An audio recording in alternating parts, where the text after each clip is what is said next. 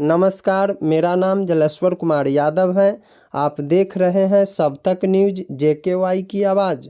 हम इस तरह के न्यूज़ से आपको अवगत कराते रहेंगे। बने रहिए न्यूज़ के अंत तक। रेजिमेंट एंड यादव महासभा के मैं जिला अध्यक्ष हूँ और जिला अध्यक्ष के नाते आज जो सभी प्रदेश से महिला प्रदेश RJD के प्रदेश अध्यक्षा आपके बची देवी जी और हमारे बगल में लीलू मैडम जी और काजल, रंजीत बाबू, डॉक्टर साहब, सभी लोग एक साथ बैठ करके आज अपनी अपनी मन की बात लाइव पूरे देश को बताना चाहते हैं कि मेरे मन की बात क्या है। बताया जाए प्रमुखता से।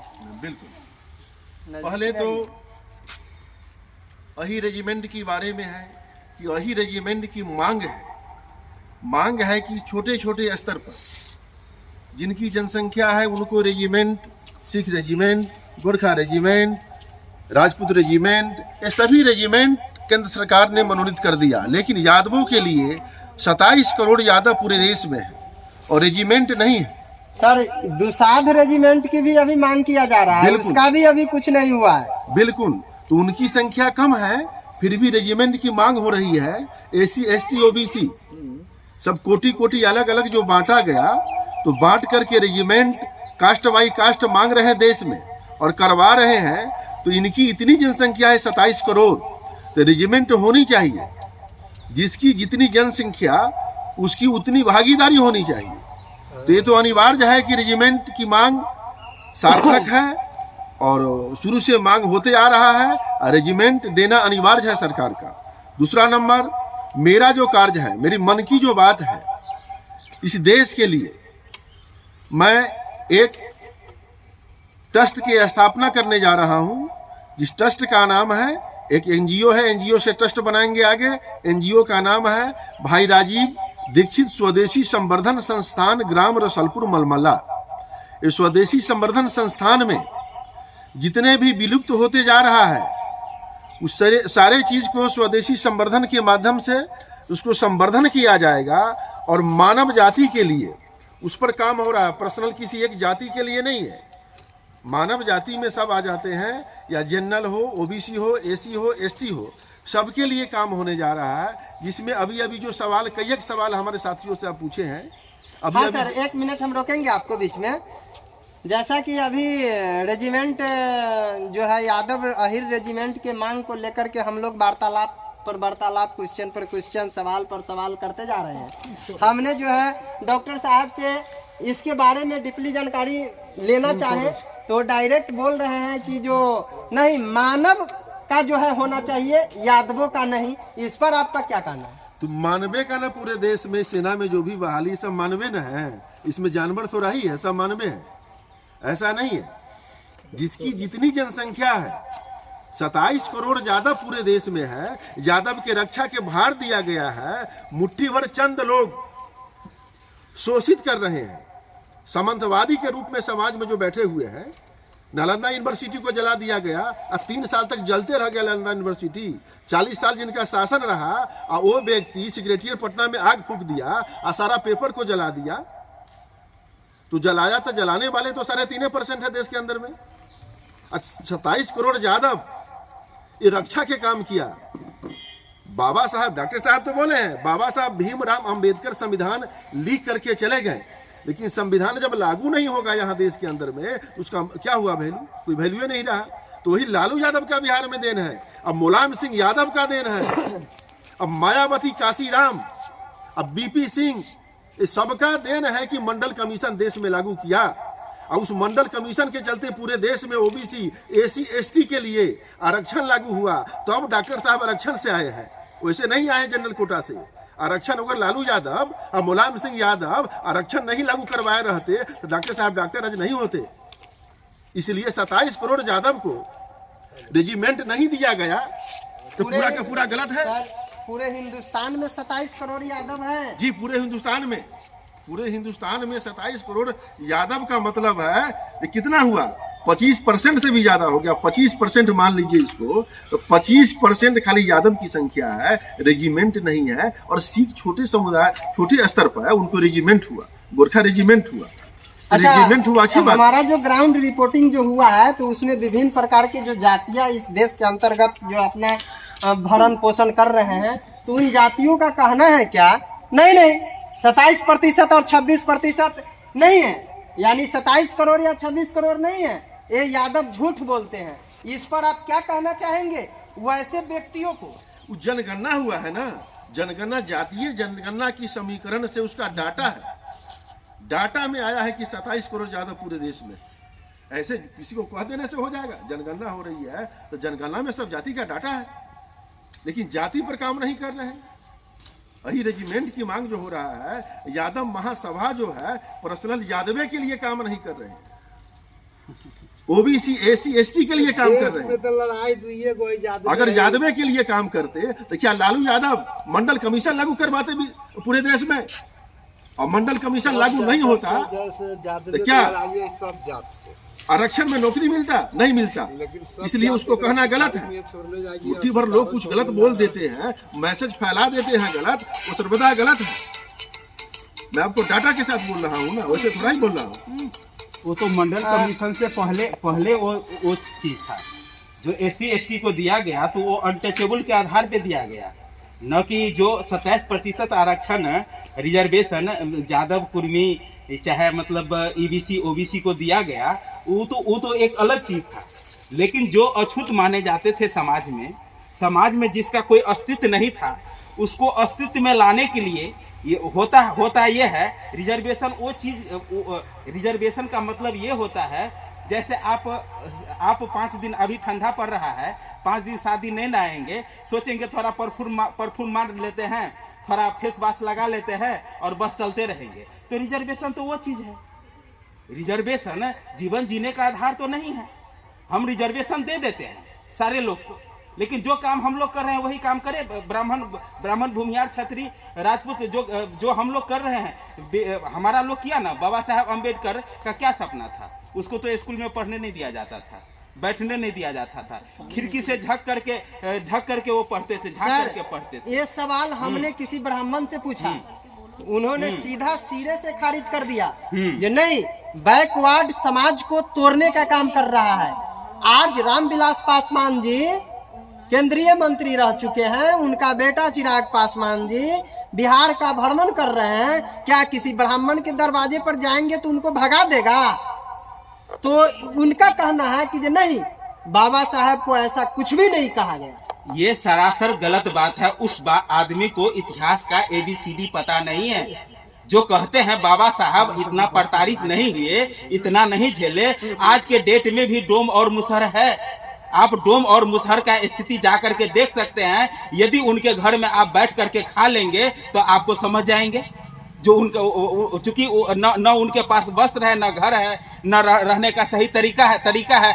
आज भी उनके बच्चे नहीं पढ़ पा रहा है। यहीं पे आपको उमेश बाबू के ससुराल में डोम को स्कूल में नहीं पढ़ने दिया जा रहा था बच्चा को, तो ये लोग भेजवाए, तब दबाव बनाए या कुछ हुआ। तो आज भी वही स्थिति है। लोग यदि ब्राह्मण इस तरह का कह रहा है, जो SC ST या डोम मुसहर को पढ़ने दिया जा रहा है, ऐसा कुछ भी नहीं है। आज के डेट में भी नहीं पढ़ रहा है। आज भी वही स्थिति है, जस का तस बना हुआ है। कोई भी डेवलपमेंट नहीं हुआ, कोई भी विकास नहीं हुआ। आरक्षण तो दे देते हैं, आरक्षण तो अभी का अभी दे देंगे, लेकिन जो काम हम लोग करते हैं, हमारा मेस्तर, हमारा डोम दुसाद चमार करते हैं, वही काम करे ब्राह्मण भूमिहार क्षत्रिय राजपूत। ये चीज तो नहीं करेंगे। क्यों नहीं करेंगे? तो कहते हैं आरक्षण हटाएंगे, तो आरक्षण ले लो ना भाई, तू ही लो कहे ले। हम कहता है राबड़ी बांट रहे हैं। ये क्या राबड़ी बांट रहे हैं? तू ही ले लो राबड़ी, हमको नहीं जरूरत है। तू अपना रिजर्वेशन रखो, तो हम जो काम कर रहे हैं तू करो। आपके हिसाब से आरक्षण रहना चाहिए या बंद हो जाना चाहिए? आरक्षण तो कह दिए ना, परफ्यूम है परफ्यूम। रिजर्वेशन कह तो रहे हैं। मैं जो काम करना चाहता राजीव भाई दीक्षित के माध्यम से, राजीव भाई दीक्षित कहे थे जो 5 काम करो, और 5 काम करेगा ना। जो उमेश बाबू के साथ मेरा कई बार चर्चा, देशभक्तों के साथ कई बार चर्चा। पहला काम है मेरा पशु का संवर्धन करना, चाहे गाय हो, भैंस हो, बकरी हो, जितने भी पशु है उसका संवर्धन करना। उसके लिए एक बहुत बड़ा प्लानिंग है, बहुत बड़ा मैप है, बहुत बड़ा अभियान है। ठीक है, तो दूसरे बार जब आपसे हमारी मुलाकात होगी तो उन 5 तो 5 काम जान लीजिए ना। हाँ, तो बताइए ना, 5 काम जान लीजिए ना। पहला काम है जो गौशाला का निर्माण होना, जो बड़े लार्ज स्केल में होगा, जो पूरे पंचायत में मतलब हर घर को गाय रखने की जरूरत नहीं होगा, भैंस रखने की जरूरत नहीं होगा, उसका एक अलग सेंटर होगा। और वहां से जैसे अभी सीएनजी लगाने जा रहे हैं उमेश बाबू, वहां बताए ही है, तो उससे क्या फायदा होगा, जो हम एक प्रखंड को नहीं एक जिला को पूरी तरह हर चीज उपलब्ध करा सकते हैं वहां से। और दूसरा काम है एजुकेशन, ऐसा एजुकेशन सिस्टम आना चाहिए। मैकेले शिक्षा पद्धति आया है भारत में और वही चल रहा है। फिर नया शिक्षा नीति आया है। नया शिक्षा नीति क्यों आया है? ये तो ब्राह्मणों का ये तो चाहता है जो बैकवर्ड का लोग बहुत पढ़ लिया, अब ये बहुत फरफरा रहा है, अब इसको पढ़ाई कैसे बंद करेंगे, इसीलिए नया शिक्षा नीति ला रहा है। क्योंकि उसके बाल बच्चे को तो पढ़ाना नहीं है, उसको तो पढ़ना नहीं है, पढ़ तो रहा है गरीब का बच्चा और उसको ये खल रहा है। दूसरा काम होगा ऐसा स्वास्थ्य व्यवस्था लेकर के आएंगे जो आज तक सोचा नहीं होगा लोग। ऐसा पूरा पैमाना है, ऐसा पूरा डाटा है, ऐसा पूरा स्टडी है, ऐसा स्वास्थ्य व्यवस्था लेकर के आएंगे जो जिसका कहना ही नहीं है। फिर तीसरा होगा उद्योग धंधा। इतना उद्योग लगाएंगे 1 अरब 40 करोड़ जनसंख्या है भारत का, हमें 2 अरब 80 करोड़ जनसंख्या चाहिए। उसको रोजगार देने की तैयारी है, लेकिन काम करने देगा तब ना। काम तो कर रहा है प्रधानमंत्री, मुख्यमंत्री। जो अच्छा बोलता है उसको तो गोली बंदूक बम से उड़ाना चाहता है, उसको तो धरती पर रहने ही नहीं देना चाहता है। तो मोदी जी और प्रधानमंत्री नरेंद्र मोदी जी, आप इस बात को समझिए, ग्राउंड लेवल की जनता क्या कह रही है, ग्राउंड की जनता की क्या मांग है। हम इस राज्य के मुख्यमंत्री माननीय नीतीश कुमार जी से कहना चाह रहे हैं और इस देश के प्रधानमंत्री नरेंद्र मोदी जी से कहना चाह रहे हैं कि जो आम आवाम जनताओं की आवाज को कदापि रोकने का कोशिश ना करे। ठीक है सर, विशेष और कुछ कहना है आपको? तो वही तो बात बता रहे हैं। 5 काम हुआ। पहला गौशाला निर्माण, हाँ वो तो 3 को तक गिना दिए हैं, 2 और है। फिर स्वास्थ्य व्यवस्था अच्छी बनेगी, ऐसी व्यवस्था बनेगी जो क्यूबा का है। कृषि तंत्र ऐसी बनेगी जो आपको इजराइल का है, उससे भी बेहतर कृषि तंत्र बनाएंगे जी। 2 और बताइए, 3 आप बता चुके हैं। एक कृषि तंत्र हो गया और एक उद्योग हो गया, 5 हो गया। आपको पशुपालन, स्वास्थ्यालय, शिक्षालय, इसके बाद उद्योग धंधा, इतने उद्योग लगेगा जो किसी को भी पंचायत छोड़ करके दूसरे पंचायत में नहीं जाना पड़ेगा। इतने उद्योग लगने की संभावना है।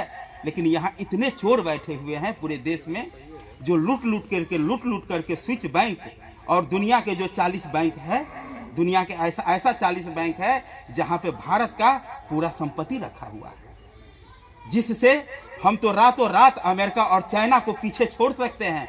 लेकिन ऐसा कर्मनिष्ठ और चरित्रवान और त्यागी आदमी को लोग आने नहीं दे रहा है, आगे बढ़ने नहीं दे रहा है। उसकी हत्या करवा देना चाहता है, उसको मरवा देना चाहता है। क्या हुआ था बाबा साहब अम्बेडकर के साथ, क्या हुआ था स्वामी विवेकानंद के साथ, क्या हुआ था भगत सिंह के साथ, क्या हुआ था आपको चंद्रशेखर आजाद के साथ, क्या हुआ था आपको सुभाष चंद्र बोस के साथ। सुभाष चंद्र बोस तो ICS टॉपर थे और 4था रैंक प्राप्त किए थे। उस समय इंग्लैंड में एग्जाम होता था ICS का और उसमें 4था रैंक प्राप्त किए थे। और वो जब रिजाइन मारे, लोग को एक आशा जगा, जो देश में कोई बेटा जॉब छोड़ा है, कोई नौकरी छोड़ा है, आज अभी का अभी रिजाइन मार सकता हूं मैं। लेकिन क्यों? सुभाष चंद्र बोस भी मारा, पूरा सपना पूरा नहीं हुआ। देख रहा हूं जो लोग हमें काम नहीं करने दे रहे हैं, नहीं करने देना चाहते हैं, इसलिए कैसे रिजाइन मार दूं? रोड पे तो आ जाएंगे, अभी का अभी रिजाइन मार सकता हूं, लेकिन उसके अकॉर्डिंग काम नहीं होगा तो फिर रिजाइन मार के फायदा क्या होगा? सुभाष चंद्र बोस तो मार दिए लेकिन कुछ नहीं हुआ, वो गुमनामी में चला गया। वो उनको देश का प्राइम मिनिस्टर बनना चाहिए। वैसा आदमी यदि देश का प्राइम मिनिस्टर होते तो आज हमारे जैसे युवाओं को बोलने की कोई आवश्यकता नहीं रह जाता, लेकिन ऐसा नहीं होगा। मोदी जी, फिर से मैं आपको याद दिला रहा हूं, देश क्या मांगता है, इस पर आपको केयर करने की जरूरत है। तो सर आप बताइए, और क्या आपके दिल के अंदर चल रहा है, प्रमुखता से बताइए। देखिए, मेरे दिल के अंदर जो चल रहा है वो बात मैंने पूर्व में बताया और विस्तार से अभी मैं बताने जा रहा हूँ। यादव महासभा के जिला अध्यक्ष हमको बनाया गया, जंतर मंतर पर धरना प्रदर्शन हमने किया, 5000 पूरे देश से लोग आए हुए थे और हमने साफ साफ कहा कि ये यादव महासभा ओबीसी एसी एसटी सबके लिए काम कर रही है। अगर ये यादव नहीं होते तो बाबा साहब के संविधान जो है वो मंडल कमीशन लागू नहीं होता देश के अंदर में। मंडल कमीशन आयोग लागू नहीं होता तो देश में आरक्षण नहीं आता, नौकरियां नहीं मिलती एसी एसटी को, पहला नंबर। दूसरा नंबर, यादव हर गांव में जाइएगा, जितने ही दबे लोग हैं, कुचरे लोग हैं, उनकी मदद करने के लिए आगे खड़े होते हैं। हर जगह पंचायत से लेकर के और आगे अपना कदम बढ़ा करके जान धन मन तन सभी से एसी एसटी को मदद करते हैं और एसी एसटी भी यादव को मदद करते हैं। कास्टिंग भाई अगर हो रहा है कास्टिंग, तो कास्टिंग देश के अंदर में है। वैसे तो कहिएगा डॉक्टर साहब बोले हैं ठीक है, कोई रेजिमेंट या आरक्षण सबको खत्म कर दिया जाए और पूरे देश के अंदर में हमारे पहले जो लोकतंत्र पूर्व में था, पूर्व में जो सिस्टम था, उसके तहत पूरे देश में काम अगर हो, शिक्षा प्रणाली का, स्वास्थ्य संवर्धन का, तो बहुत उच्च कोटि की बात होगी। अब इसमें तो इतना ना पेड़ा गया, आपको पहले छंद में हम बोले हैं कि नालंदा यूनिवर्सिटी में आग फूंक दिया और कह रहा यहाँ की इतिहास है कि 3 साल तक जलता रहा। इस बात को मैं झूठ मानता हूँ। झूठ इसलिए मानता हूँ कि इतने बड़ी आबादी वाले देश में 3 साल तक एक यूनिवर्सिटी जलता रहेगा। साजिश के तहत नालंदा यूनिवर्सिटी को जलाया गया कि हमारे इतिहास को खत्म कर दिया गया। और उस समय पढ़ करके अलबरूनी सऊदी अरब से आकर के 4 साल संस्कृत के अध्ययन किया यहाँ नालंदा यूनिवर्सिटी में और इतिहास लिख करके गए। तो इंग्लैंड के, अरब के 2 देश के लाइब्रेरी में अलबरूनी की भारत पुस्तक है, उसको मंगवा करके पढ़िए, 35,000 उसका दाम है। और उस पुस्तक में लिखा गया है कि मेरा भारत 2200 बरस पहले कैसे था, क्या सिस्टम था इस देश के अंदर में। कोई कास्ट नहीं था, कोई कास्ट रीजन नहीं था, कोई छुआछूत नहीं था, कोई जात पात नहीं था। और ये 4 वेद पुराण 6 शास्त्र ग्रंथ लिख करके ये ब्राह्मणों की साजिश है। मैं खुली बोलना चाहता हूँ पूरे देश में कि 3.5% ब्राह्मण ये सारे पुस्तक लिख करके और एक एक चीज को लिख करके स्त्री जाति को नीच दिखाने के काम किया, एसी एसटी को नीच दिखाने के काम किया।